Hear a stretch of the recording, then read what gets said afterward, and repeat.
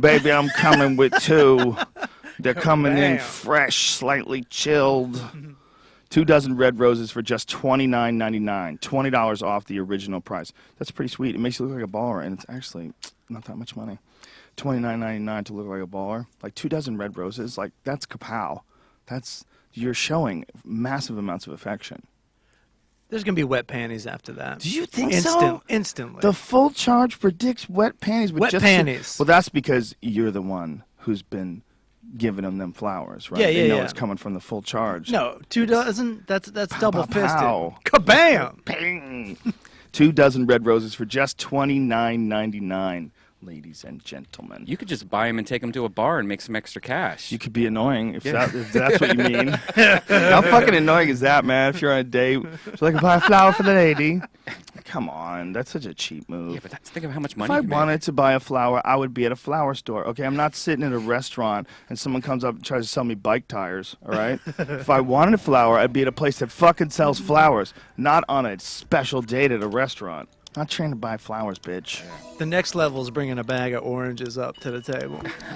The fucking off-ramp shit. Bag of oranges for the lady? Would you guys like to buy gum? Maybe that's the next pressure move.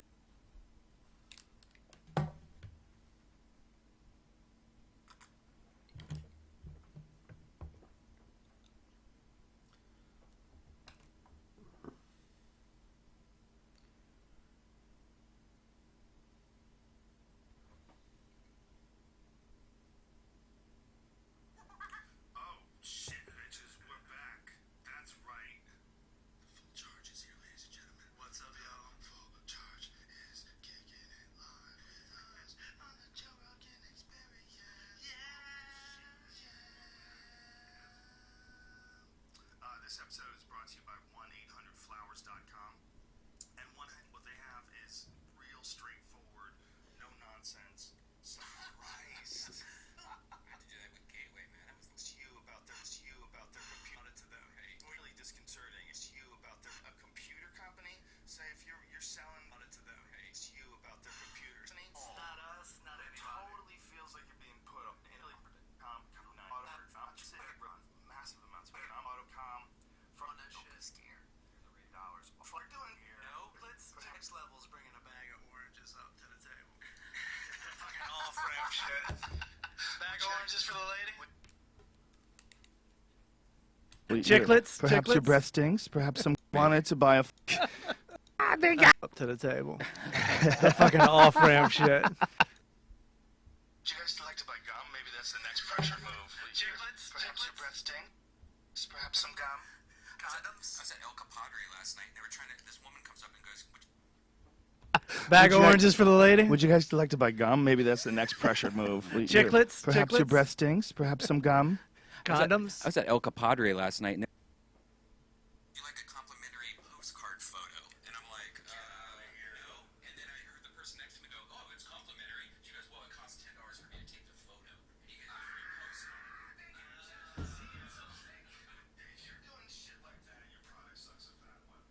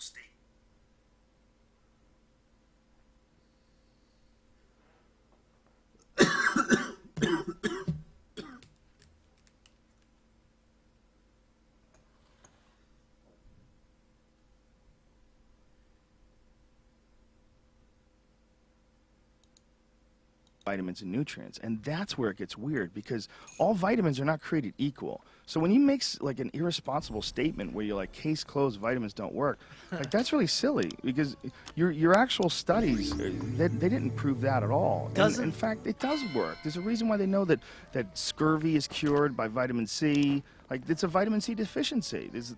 We have isolated all of these compounds that are crucial to human health. They know what the fuck they are. Doesn't the FDA love to say vitamins don't work?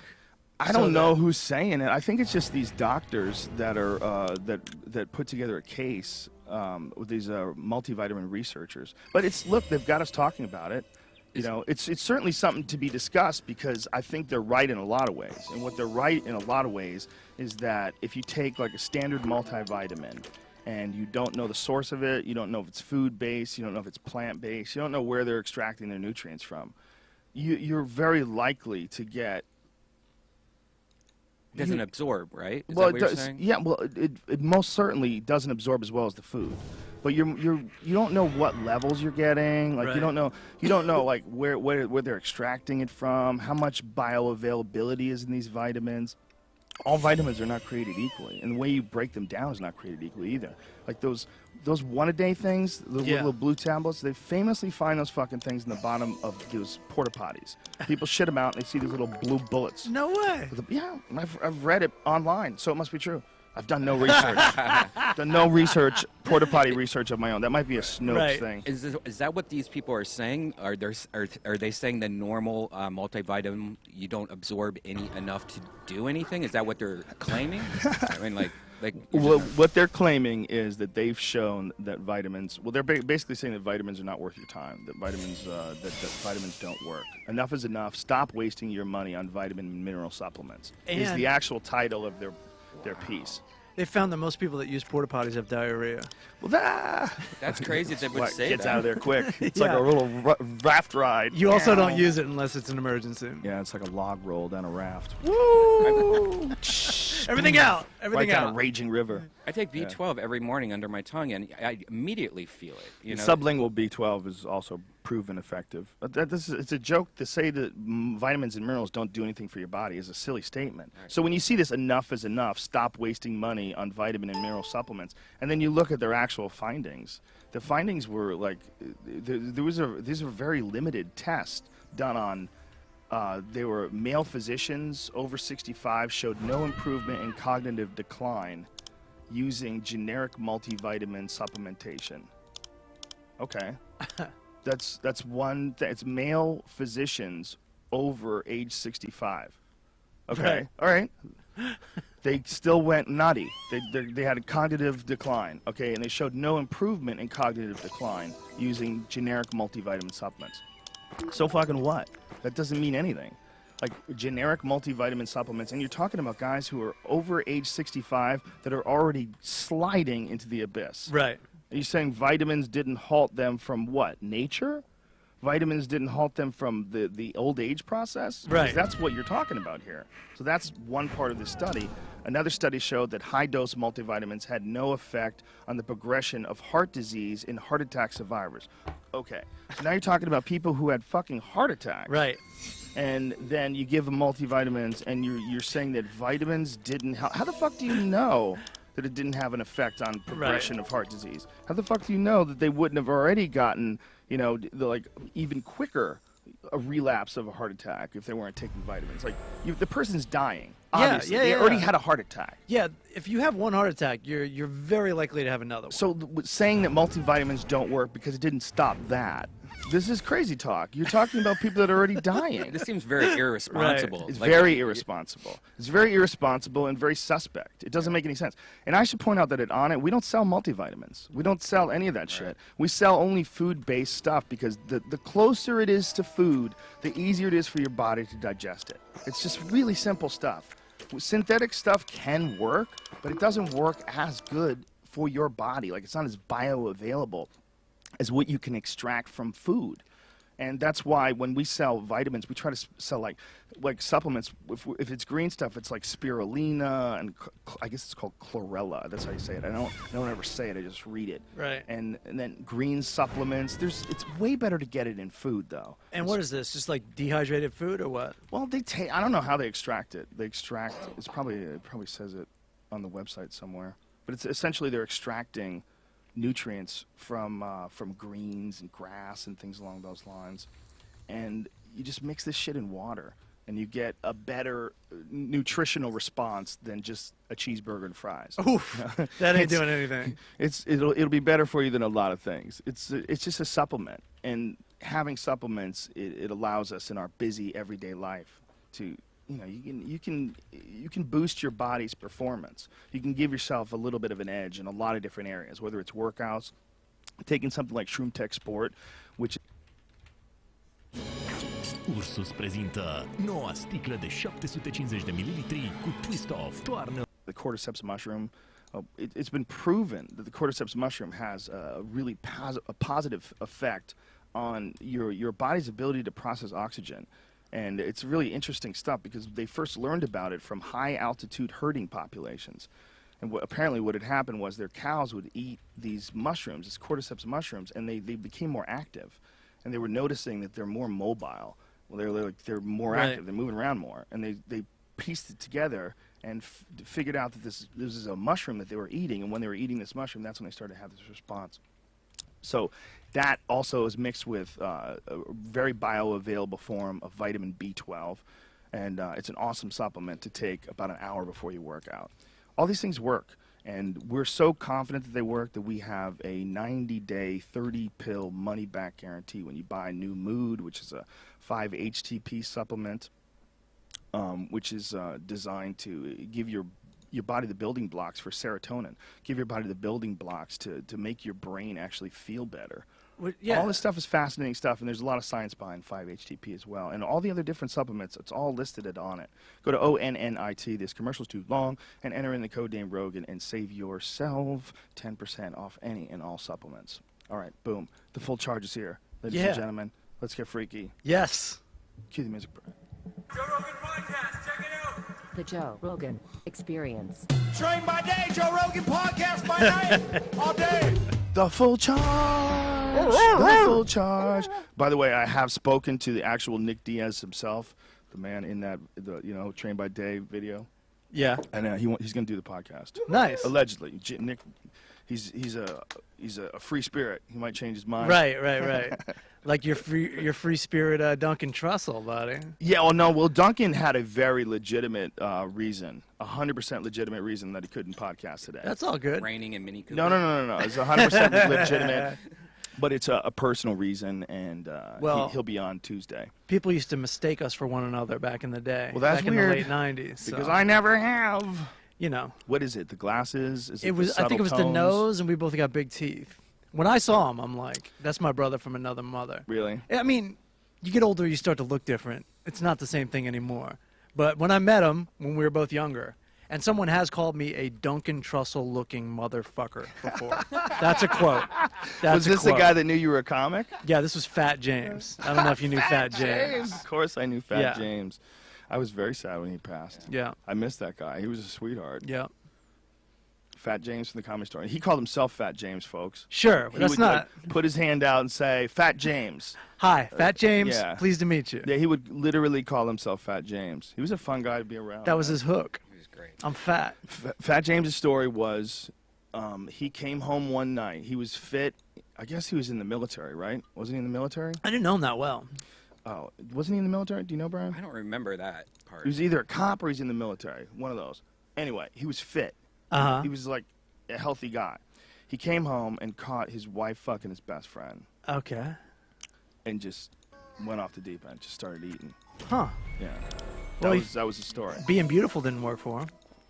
I mean, his wife cheated on him. Well, I don't know if it was ever beautiful. I don't know how beautiful, Dude. what its potential for beauty is. He was a good guy, though, man. He was a really good guy. Yeah. He was a fun guy. Always around the store. He used to, what did he do back there? He worked for the store He for worked a the while, door right? for a Yeah. while. He had that East Coast flavor. I'll tell you, You what, know. dude, he was fucking funny on stage too. Yeah. I saw Fat James have some funny sets. He was ridiculous. Did a couple stints on Always Sunny in Philadelphia. Did he? Absolutely, dude. He had some. He started to get some acting work after a while. Here, is this him trying to get on this Yeah. bull? What? They're trying to put him up on a mechanical bull. Oh my God, Great hair. he's so big. One flip and he's down. Remember him taking a shower? Whoa. Look, he plopped his. Oh God. Oh, that's so hilarious. Ow. Ain't no way these two bitches just hit me over the head with nunchucks.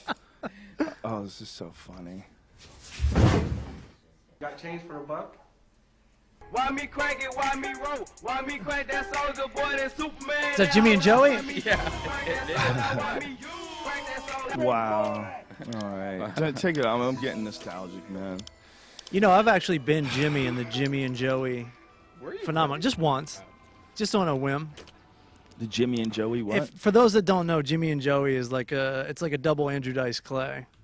Where they is do this? like, do you know Like what? the Do you guys know Sklar what it Brothers is? version of Andrew Yeah, Dice Clay. but it's like You remember it's like, Jimmy and Joey, don't you, Joe? From the Yes. comedy. It Yes. goes back and forth. It's like, how come Italians don't like Jehovah's Witnesses? I don't know. Why don't they like Jehovah's Witnesses? Italians don't like any witnesses. And they just go back and forth with the setup, and then Yeah, I they hit the remember those punchline. guys. I remember those guys. So there was always different Jimmys. Fat James did. And at right? one point, I was a Jimmy. Fat James was a Jimmy. Oh, I get what you're saying. So you played just a did it character once. in this show. So it I was a just- show. I just did it once.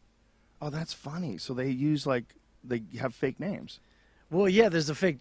Well, the original Jimmy was really named Jimmy. That's a fascinating subject because I know that guys have sold their acts to other people. Like, you remember that guy who had Defending the Caveman?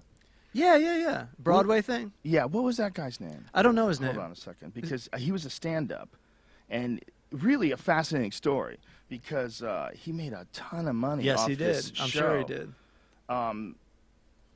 He was a stand-up, and he put his stand-up together in the form of like a one-man show, and it became very popular. Rob Becker is his name, but then he started like selling it to people that they could do it, like actors. So they could all do it all at once, all over the country. Yeah, Michael basically. Chiklis did it. No kidding. Yeah. No kidding. I'm almost positive. Hold on, let me pull this up, otherwise he'll sue me. Because they're definitely doing that show By in the- Vegas every time I'm there. But by the way, Michael Chiklis, if you read it, I'm a huge fan. He's the Shield, right? Yeah, I love that guy. The commish Yeah, I'm not goofing on you, man. did one episode of Seinfeld. Are we talking about the same guy? Yeah, Michael Chiklis. He was also the Thing in the Right. Fantastic right, Four. Right. Yeah. Oh, yeah, he did. Yeah, he did his Broadway debut in the one-man show Defending the Caveman. So I was correct. Nice. Good. We don't even need the internet. Well, I just I remember it because I was like, wow, that's weird. But I guess it makes sense. But to a comic, it's weird. Like you're gonna buy an act. Like all of a sudden, like you, for instance. Right. Let's say when what year did you start out? 98. 98. What if instead of you doing your act, what if Dave Attell just sold you Right. his act? Oh, I would love it. And you would go on stage and you would do say a classic album, Skanks for the Memories, Right. which is my favorite Right. Dave Attell. If you went on stage and just did it as Dave Attell, Yeah. and that would be called the Skanks for the Memory Show, Right. And you would hire an actor to do it. That's weird. It's really weird. And God damn it, I wish that was available. Don't you think though that they're two totally different things? Is why it's weird. And when you turn stand up into a one-man show, then you can get away with anything because it's a clearly defined one-man show, and it's this Defending the Caveman one-man show. Absolutely. But as a comic, you can never do that. No. You can't do it because every year you have to have a new act. Right. So what's going on is that this guy figured out a way to take stand-up, but to transport it into a safe zone. Right. And then just drop it off where it exists in perpetuity. Right. No more rules. And now this act can be done at the same time in all 50 states. and you get, in a way, you get all the money from it. So you don't have to tour as much. You stay in Vegas and do it. Right. Well, all your minions do it around the country. That is fucking weird. What if you started making the full charge show? Yeah. And you were showing the full charge show. You would show it in Los Angeles and select markets. Yeah. But then you would give people licenses to do it in Atlanta. First of all my minions would have to be called the half charge. But The still, half charge. What do you do for a living? I'm a half charge. I'm a half really? charge. So you do the full charge as jokes? Do you write your own jokes? I have a lot of my own stuff, but mostly today people want to hear the full charge, so that's what I do for now. It's just, it's not my dream. I'm basically a cover band. yeah, this pays the bills, and then I do my own stuff at open mics around Atlantic City. But it is fascinating that in our art form, the pretentious title that you give to stand-up comedy that we all give, you're not allowed to do that. But in almost every other kind of music, people do that. Movies, Or music, any other kind of entertainment, rather. like Tarantino straight up yeah, copies other movies, Mm-hmm. and it's known as a homage. right. But with stand-up, it's very sacred to us because I think it's just because you don't get paid as much. That's probably exactly what You it is. know? We're just But fucking. Where's my piece? We bitch? got our rules, Oh, we certainly do. because Yeah. it's not documented when we do our stuff, not necessarily. Right. Well, if you have to have, you not only have to have rules for other people, you have to have rules for yourself too. Everybody has to keep everybody honest. Because the idea of creativity and the idea of originality and unique thoughts and the origin of thoughts, it's pretty important to us because it's all we have. Right. All a comic has essentially is what he's created in his own mind and then put to paper or keyboard and then transfers to the stage. That's all you have. Right. As a comic, that's all you have. You can jazz it up and dance with it and do all kinds of shit. But if you don't have the raw material, you don't have anything. Exactly. So that's why for us that honesty process is super important.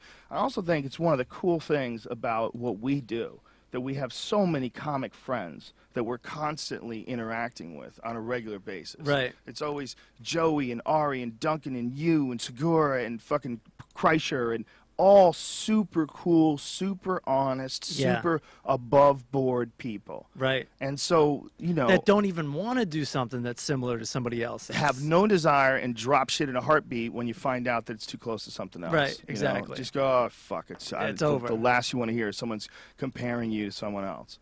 No, Also, you get to hang with and joke around with the funniest dudes on the planet. yeah, because we all trust each other to Right. just fuck around. We all trust each other. Like Ari was, I forget what the subject was. We were joking around about something the other day, and I'm like, dude, you got to do that on stage. And we started working on how he would do it on stage. Like, what do you think, like this or like that? And when you do that, there's that camaraderie. When you do that for each other, you both have an idea, or one of you has an idea, and the other one tries to enhance it and help each other. That boosts us all. Yeah. It boosts us all. I'll get off stage, Segura will have a tagline for me. After you said that, maybe that, you're like, oh. It's so much easier to write for someone else. Sometimes. Because, there's no pressure on what you wrote. Yeah. And you just get to sit back, watch the other person do it, then something pops into your head, and you can just give it. It's just all inspiration. Have you ever tried to write for someone specifically, though, for their stand-up? Sat down and tried to write for someone? No. Yeah, me never. neither. I know a lot of guys have done that, though. I know there was a lot of guys that were helping Chris Rock when he was putting together one of his HBO specials. Yeah. And I think DePaulo might have been one of them. I believe Voss. Louis Chris Voss C.K. helped definitely him. wrote for Chris Rock. Yeah. I think because also Chris was doing so many different things at the same time and probably doing movies and shit. And I think he just liked to have all those minds to help him, I think so. go over his stuff, that's a ballsy move, have all these bad motherfuckers write cool jokes for you. I know. And also work with you creating the jokes. So you get the opinions of all these expert comedians. I mean, that's a real ballsy move because a lot of comedians don't want to be judged on their performances. Right. But when you're bringing in guys like Louis C.K. to write for you, you're going to get the real deal. You're going to get, so you're going to be the most honest assessment ever of the material. Right. And a bunch of masterminds gearing it together and putting together this perfect masterpiece of comedy. Do you personally think that's good though? Like I think I think yes. that's weird. It's good for the yes project. and no. It's not what I do, but Yeah. I don't think there's anything wrong with it. And I think Chris Rock is one of the greatest comedians of all time, and if that's how he did it, he did it brilliantly. And it's right there in the credits. Oh, 100%. He's Written by yeah. such and such, such and such. I know Eddie Murphy did it on Raw. Yeah, like Keenan Ivory Wayans wrote on Raw. Absolutely nothing wrong with that. Yeah. Nothing wrong with it. What it's especially because of the way they did it, which is so above board. They let everybody know they were doing it. Like Right. it's not no one hid that. And not only that, it's like what's wrong with bringing in writers? There's nothing wrong with it. It's not unethical. It's not uncreative. Just because you're creating with other people doesn't mean you're not still creative. It could actually be very inspiring, Yes. and a great idea. And it could get rid of a lot of doubt. Yeah. As far as like they're like, this is what you're doing that's good. This is you can use Yeah. this. Blah blah blah. It's exciting. Dude, plagiarism is the problem. It's not cooperation. Right. Cooperation and paid cooperation, which is essentially what writing is, if Right. you're writing for a comic, is great. It sounds like a great idea. I don't do it that way, but I would. I think it's really comedy is just really personal for me. So is. it's like when you're involving somebody else's idea of what they think you should sound like. To me, that's just gross. Well, I you don't know. got to Well- imagine Chris Rock went up at the cellar, did what he had, and then the other guys contributed. That's what I'm imagining. I'm very sure of that. And then spice things up or added or had an idea. Maybe Chris could run it out. Just it's so not it like can he be was getting all of his jokes from these guys. He was getting like little juice, little here and there, little spark. And you're getting it from like hungry guys who are really Right. good. They're out there. He's not like, hey, Louis C.K., let's talk about your divorce in my act. I hear what you're saying too, though. What I agree with you in a lot of ways is that like it's very personal. But even though it's very personal, like sometimes another eye on what you're doing, they'll open you up to like, oh, I didn't even think of that, and then like why was I doing it that way? Because if I didn't say that, it would like open up the whole back end of it. Like there's a lot of times like some things that your friends can see that you don't see. I know a lot of comics that actually have writers, and that to me always felt really weird because it seems like they're just actors now. Or they're just boyfriends. What? They have a boyfriend. They call him a writer. Right. What if a white guy came up with there's black peoples and there's niggas?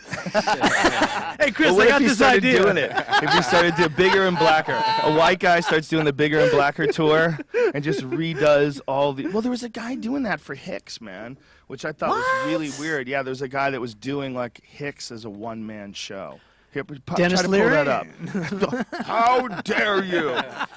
No, the guy was doing Bill Hicks as a one-man show. God, impersonating Bill Hicks as a one-man show. Let me Google this.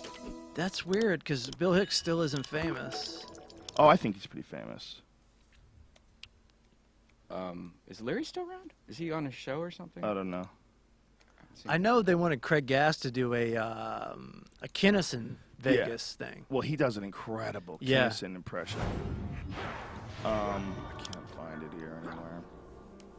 There was a guy. I'm very positive that there was a guy who was trying to put together a one-man show, and he was just going to do Bill Hicks, like a Mark Twain sort of a thing. Like Sure. you could go up and do Mark Twain today, because Mark Twain's been dead for a long fucking time. Right, so people are happy to see it. No one's gonna know what he really was like. He'd be like, bitch, that is not how Mark Twain talks. This is terrible. This is fucking terrible. Put the pipe down. You're holding the pipe with the left. He held with the right. Ugh, God.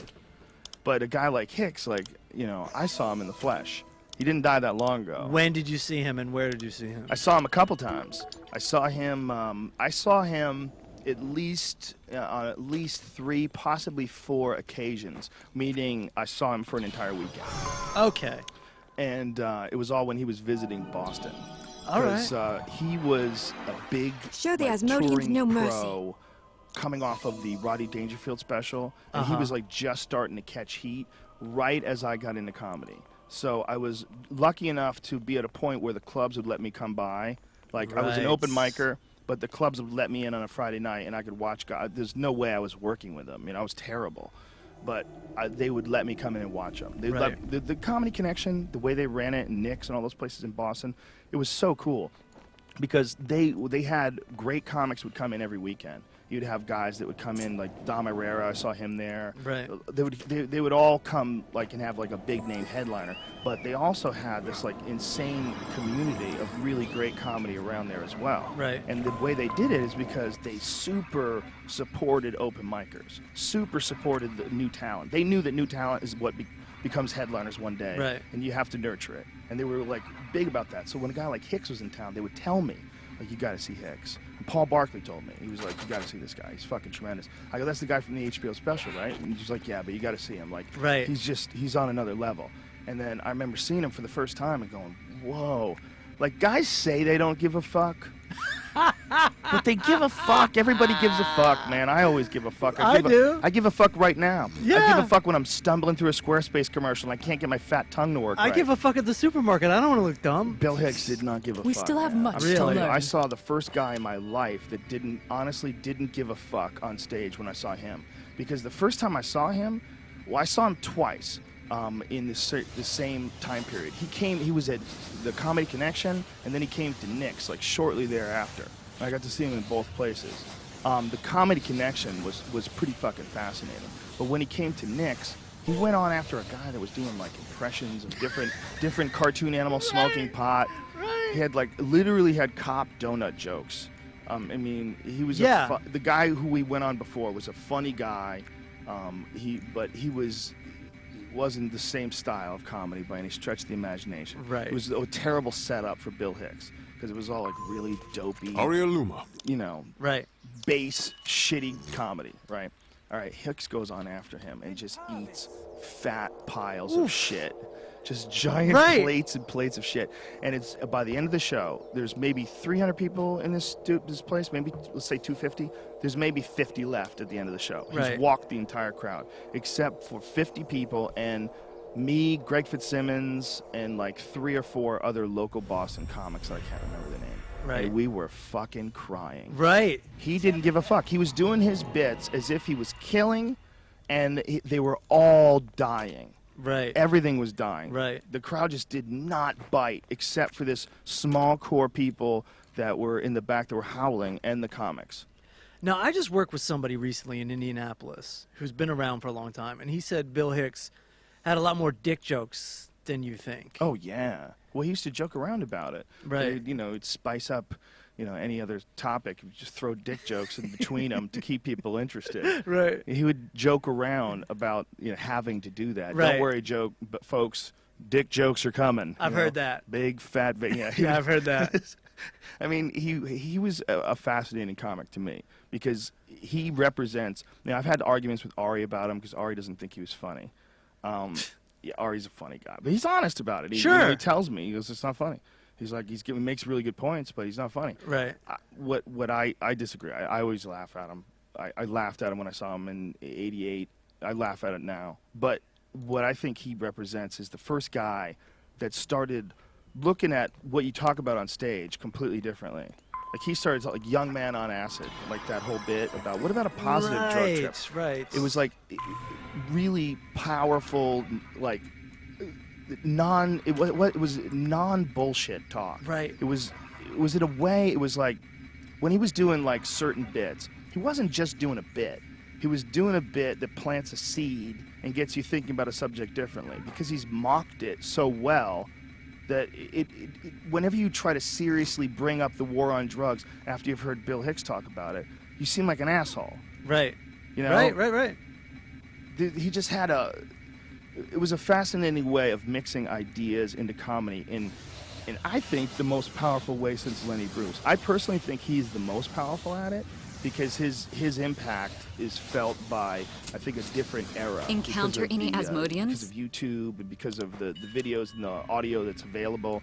The Lenny Bruce stuff, if you try to go back and listen to it now, it doesn't really hold up anymore. Right. It's weird. It's so you can dated. tell why it was groundbreaking at the time, Yeah. but now it's just like, huh? Yeah. It's very like beat poet, very like Yeah. rambling. Hicks was on a totally different level. And Hicks did in the 80s too, and Mhm. there wasn't really a need for that. Yeah. You know? It was the Reagan administration and the Bush 1 administration and People were getting by on who squeezes the bottom of the toothpaste? Yeah. You know, and no disrespect to Seinfeld. I can't believe. Where is that song? What's the deal? I can't believe. Whenever I think about Bill Hicks, I just can't believe he was dead and gone at 32. Yeah. That blows my mind. And when Yeah. you're talking about that acid joke, Mhm. that's on tape on Dangerous when he was 27. It's a brilliant That's joke. insane. Yeah. I Yeah, that is mean- insane.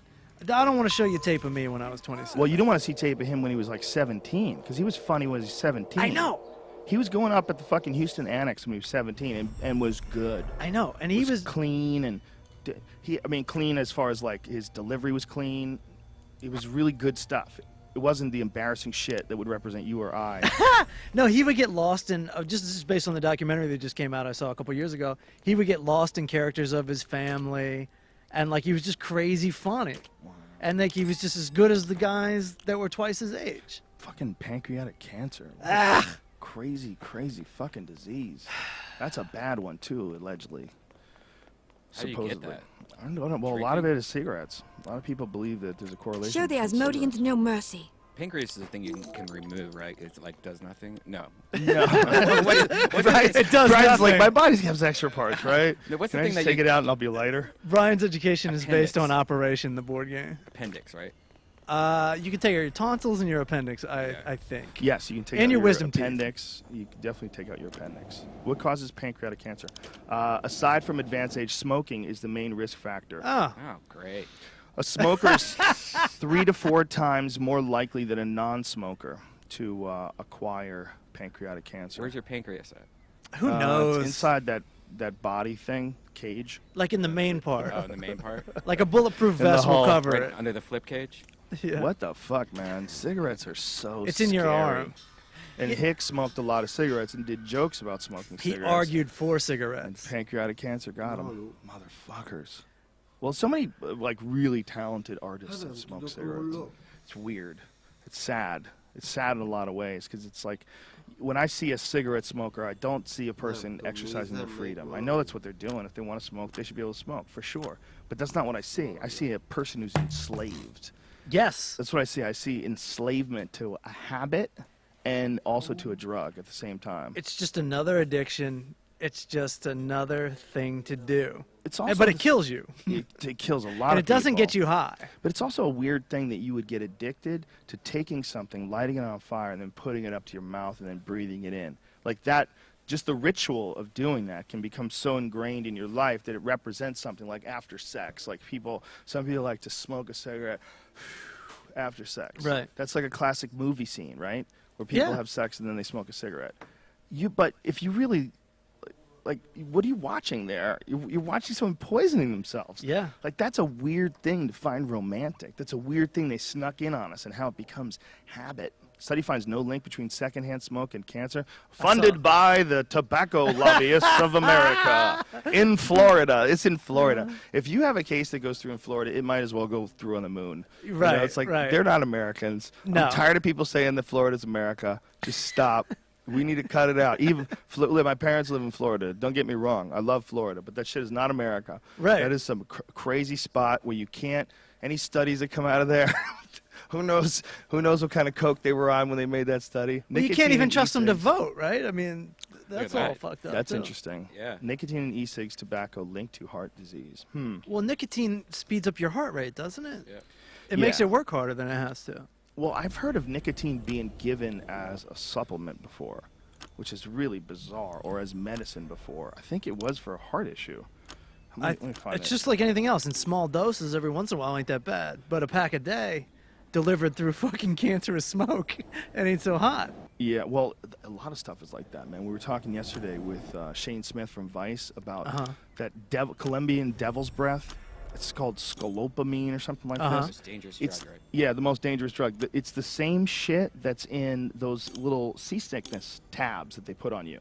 You know those things that you get? Stick they stick on you. Uh-huh. And the seasickness is supposed to be mitigated by this. That's the same shit as the Colombian devil's breath stuff. But it's just like way more of Yes. it. It's just like way more. Yeah, that patch is like barely giving you a hit. They're giving you a taste, just a taste. How do you take this dangerous stuff? Do you smoke it? Do you swallow it? Do you shoot it? What do you do? I think they can blow it in your face, and you like just have it in your face, and you breathe, just breathing it in, like having it blown in your mouth and your nose. Uh-huh. You got it. Nice And to meet you're you. done. Okay. And then you become like literally like a little zombie. They tell you what to do. They Okay. can tell you, go to your bank account, take out money from me, and people do it. And like they have video of people doing this. Wow. Wow, indeed. And it's the same fucking thing that you can get from these patches, these dermal patches for seasickness. And then people go, "Don't be seasick. Yeah, don't You're just not seasick. concentrate on the horizon. Don't take anything else. Give me Just deal with it. $500." Just don't take those fucking things. Don't take Dramamine. I took Dramamine. Oh my god, I went into a dark, dark coma. What does You ever drama taken mean? that? I don't know drama mean. It's pussies for pussies like me.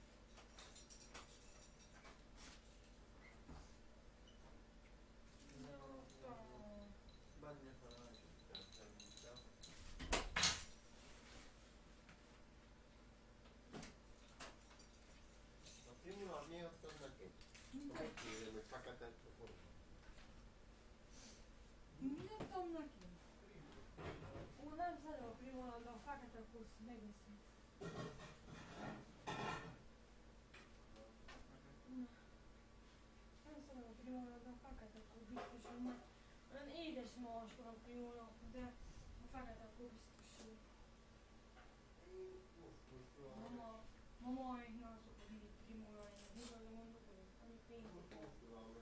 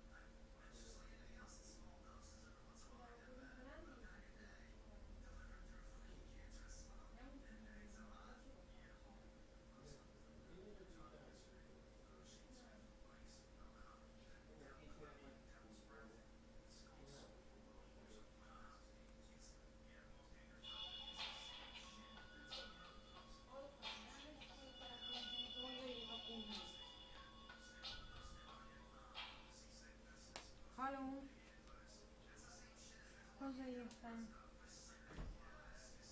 Hát nincs valami mellettem.